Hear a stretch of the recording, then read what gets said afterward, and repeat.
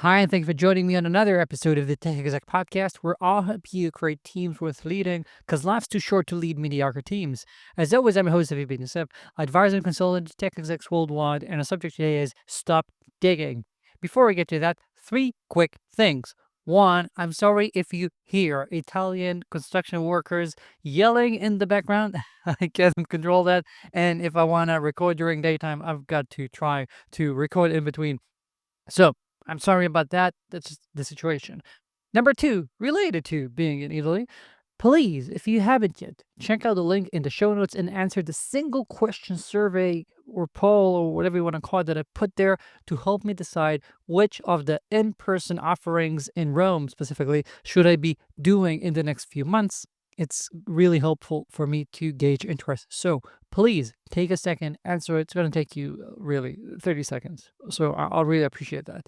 And third, if you haven't yet, do check out the link in the show notes where you can see that I've got a new free email course based on a tool that I use with my clients, which is the Tech Exec Roadmap, that has a bunch of skills for you to focus on when it comes to you as a C-suite leader, about your leadership skills, about your execution for yourself and for your organization, about management, what it means, and all sorts of things.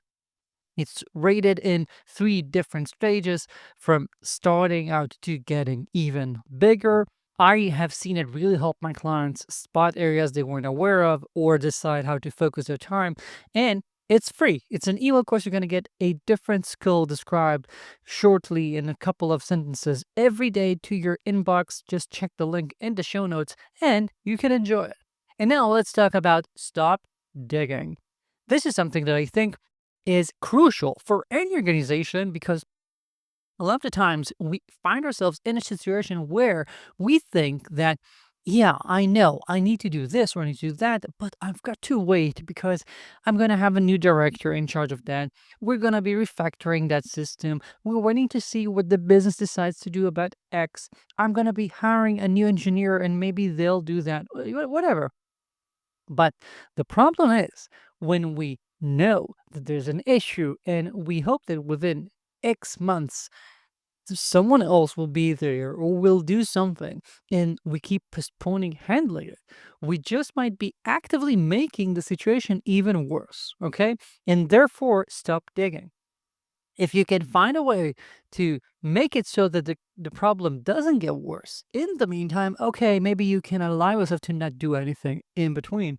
However, a lot of the times, for example, when we have areas of code that are heavily in tech debt, which means that every time we touch it, it blows up in our faces. And it's an area we have to touch repeatedly because it's a core business area that keeps being changed. Then yeah, even if in your mind you're gonna be doing a huge refactor or rewrite in 6 months when you finally get the time, you still have to find something right now to stop the bleed. You can't allow things to keep on getting even worse every time that someone adds even more logic there. It just becomes even harder to do it, and you get some more bugs in production and stuff like that just because you have to touch it and you never take the time to make it even a tiny bit better. Or, for example, if you have managers who aren't really good at what they're doing or need more time to get better, and you're thinking, we're going to hire someone else there, or maybe next quarter, something like that, we're going to give them some training. And the problem is, if you're going to let them continue doing it like that for too long, what you're going to end up seeing is a team that really cannot withstand the hardship of bad leadership, or a team that gets used to being in that situation. And therefore, things will keep on getting worse. People will slowly burn out. People will decide to leave. Maybe those people will be hiring the wrong people or harming the people you've already got who are really good and making them lose trust in the company. Whatever it is, you have to ensure that you're active and not just waiting off till some point in the future, not knowing when it's going to be, not knowing how long it's going to take. And in the meantime, things are just getting worse. Again, if you can spot that there's an area that's problematic, but you know that you're not going to be touching it for a while, okay, fine. But a lot of the times we use this excuse of telling ourselves, yeah, I know we're going to be doing something about that. We're going to be changing this, or we're going to get there next quarter, in a couple of quarters, whatever. and you're actively letting things deteriorate. And when that happens, you're harming yourself, you're harming your team, you're harming the company. And what I want to say today, and I hope that you'll take this as a takeaway, is that you have to find a way of avoiding that and doing something that makes a lot more sense for the team. Finding a way to put your finger where it's bleeding so it stops, or putting a tourniquet, whatever is necessary to ensure that your organization will not keep getting worse, will not keep suffering, because good people don't suffer bad leadership or being woken up every night because something explodes in production because of these reasons, because of, we're going to get there eventually. When it comes to bad management, letting things fester, good people notice that, and usually they get quite angry or fed up with it. And you don't want to be creating that sort of scenario. Again, if you want to be leading a an organization worth leading, it's not just another mediocre team. You have to create the environment for them to be that sort of a team. You have to give them the space to fix things. Again, I'm not talking about, okay, guys, take 3 weeks and rewrite the whole thing. No, but find a way of doing baby step improvements.